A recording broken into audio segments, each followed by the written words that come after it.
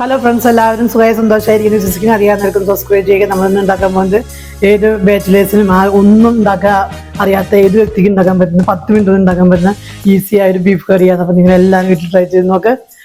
ആദ്യമൊക്കെ സബ്സ്ക്രൈബ് ചെയ്യുക. ഇപ്പോൾ ഇത് ഓൾറെഡി ഇവിടെ കഴുകി വൃത്തിയാക്കി വെച്ചിട്ടുണ്ട്. കുക്കറിൽ കിട്ടി കൊടുക്കുക. 2 സവാള, ഇഞ്ചി വെളുത്തുള്ളി പേസ്റ്റ്, പച്ചമുളക്, 2 തക്കാളി, പിന്നെ കുറച്ച് ചുവന്നുള്ളി ചെറുതാക്കി അരിഞ്ഞതൊക്കെ ഇട്ട് കൊടുക്കുക. മീറ്റ് മസാലകളൊക്കെ ചേർത്ത് കൊടുക്കുക. നമ്മളത് മല്ലിപ്പൊടി 1 സ്പൂൺ, മീറ്റ് മസാല 1 സ്പൂൺ, പിന്നെ മഞ്ഞൾപ്പൊടി, മുളക് പൊടി ഇതൊക്കെ ചേർത്ത് ഒന്ന് കൊടുക്കുക. ആവശ്യത്തിന് ഉപ്പ് ചേർത്ത് കൊടുക്കുക. കറിവേപ്പില ചേർക്കുക. വെളിച്ചെണ്ണ ചേർത്ത് കൊടുക്കുക. ഒന്ന് കൈ കൊണ്ട് നേരട്ടി കൂട്ടി ഒടിപ്പിക്കുക. ഇനി കുക്കർ അടിച്ചിട്ട് നമ്മൾ ബീഫിൻ്റെ വേവ് അനുസരിച്ചിട്ട് നമ്മൾ കുക്കറിൽ ഒരു 2-3-4 വിസിൽ അടിച്ച് ചേർക്കുക.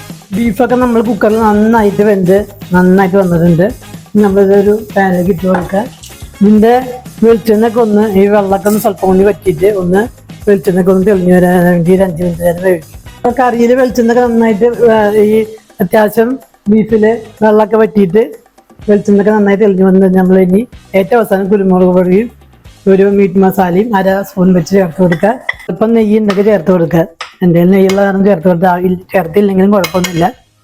അപ്പം ഒരു അടിപൊളി ചപ്പാത്തിരിയും പൊറോട്ടരിയും എന്തിൻ്റെ കൂടെ കഴിക്കാൻ പറ്റിയ ഈസി ആയിട്ട് ഒരു 10 മിനിറ്റ് ഉണ്ടാക്കാൻ പറ്റുന്ന ഒരു ബീഫ് കറിയാണ്. നിങ്ങളെല്ലാവരും വീട്ടിൽ ട്രൈ ചെയ്ത് നോക്കുക. ആദ്യം ഒന്ന് സബ്സ്ക്രൈബ് ചെയ്യുക, ഷെയർ ചെയ്ത് കൊടുക്കുക.